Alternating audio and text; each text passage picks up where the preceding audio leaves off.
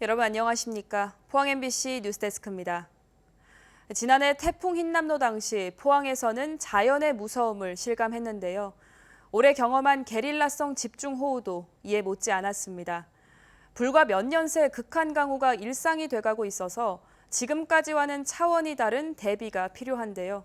문제는 예산 확보가 쉽지 않다는 겁니다. 이규설 기자가 문제를 살펴봤습니다. 지난해 포항을 덮친 재난은 다시는 떠올리고 싶지 않은 악몽이었습니다. 올해도 심상치 않습니다. 지난 11일 비가 오는 상황을 촬영한 영상입니다.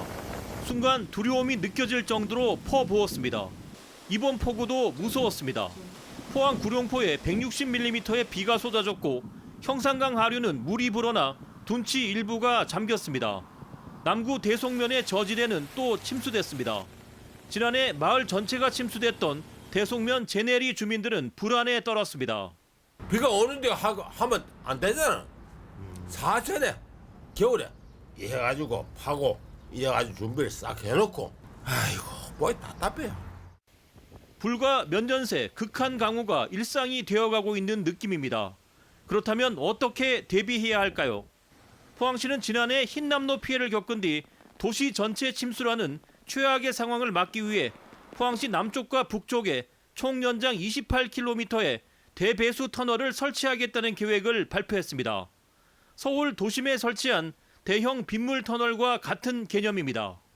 대배수로 터널을 전문가들과 용역하에 적정한 지점에 해서 우회로 빼서 형산강의 유입 수량을 줄여가겠다는 겁니다.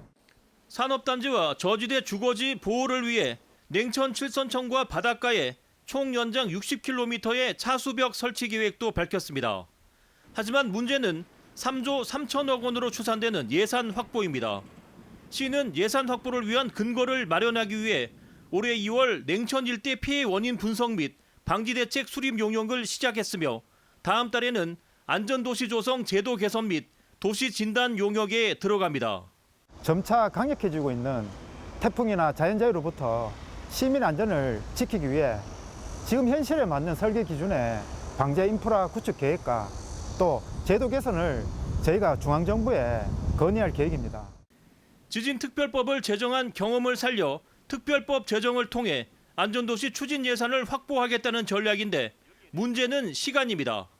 기업은 가지고 있는 예산을 빠르게 집행할 수 있지만 지자체는 없는 예산을 따와야 하기 때문입니다.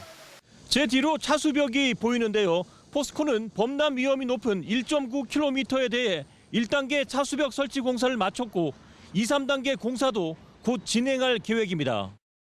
지난해에는 포항이 전국에서 가장 심각한 피해를 입어 예산 확보에 유리한 측면이 있었지만 올해는 충청과 경북 북부에서 역대급 재난이 발생해 예산이 분산될 가능성이 높습니다. 포항의 대배수 터널과 차수벽이 설치되기까지 꽤 오랜 시간이 걸릴 것이라는 우려의 목소리가 나오는 이유입니다. MBC 뉴스 이규설입니다.